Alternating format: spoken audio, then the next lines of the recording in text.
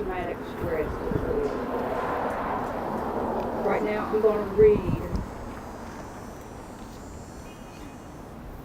an insert of something that my daughter-in-law wrote. I was going to bring something that I wrote that was addressing how the government was failing our men and women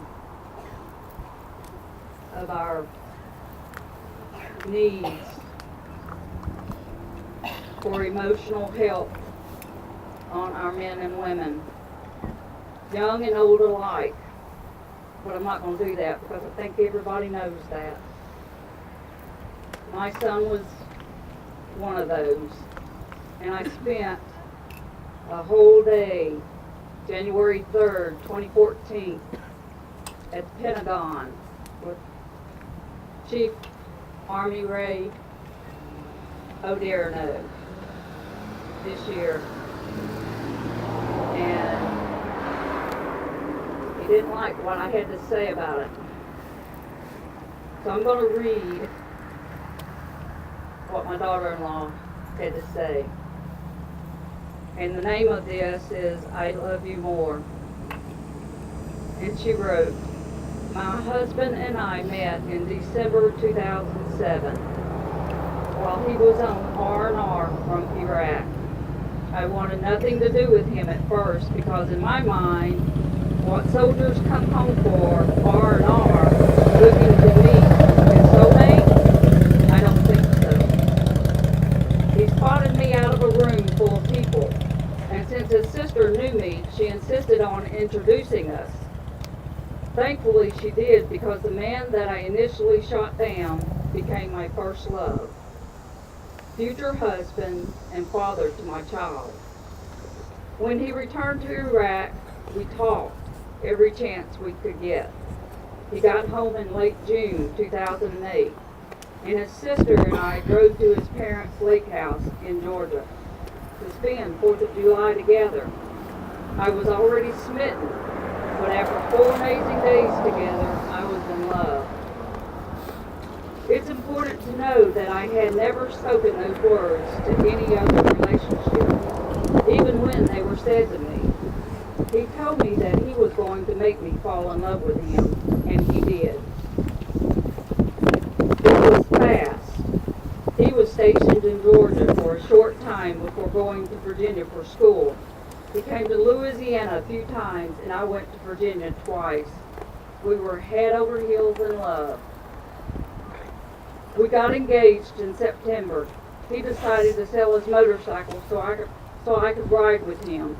He had a Mustang, so we drove it.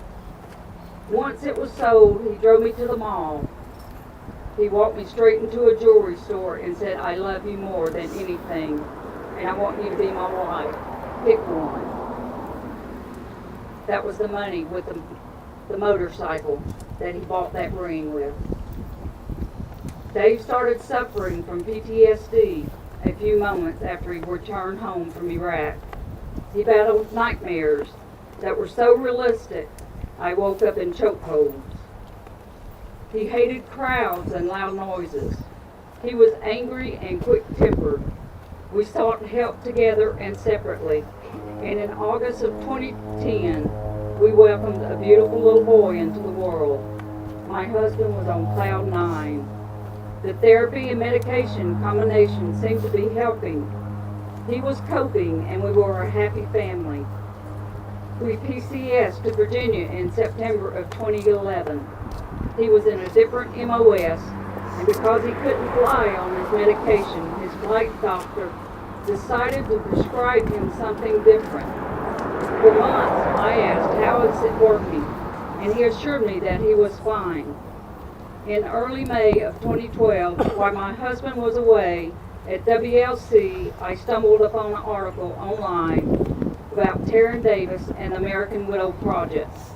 The article left me with chills and an uneasy feeling in my stomach.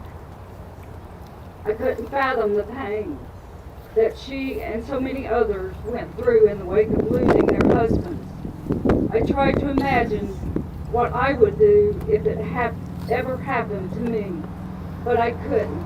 I couldn't picture my life without my best friend, the man I fell asleep next to every night and woke up next to every morning, the same man who shared a bowl of cereal with our son while they watched cartoons together, the man who picked me up over my head even after I ate too many donuts, the strongest man I knew, the man who told me 100 times a day how much he loved me, the man who promised we would spend the rest of our lives together. But on June 4th, 2012, spending the rest of our lives together was no longer a reality because he ended his. We were on the phone when he did it. I hung up and called the police. And 6 hours later, I was staring at two men in uniform standing in front of me reciting the most feared of all words when you are a military spouse. On behalf of the Secretary of Defense, we regret to inform you, at 24 years old, I was a widow and a single mother. I used to lay my head on my husband's chest listening to his heartbeat because I never knew when I might not have the chance to hear it again. It still didn't prepare me for the day that I wouldn't. And so many times today, it is still happening. And we need to do more for these soldiers that are taking their lives.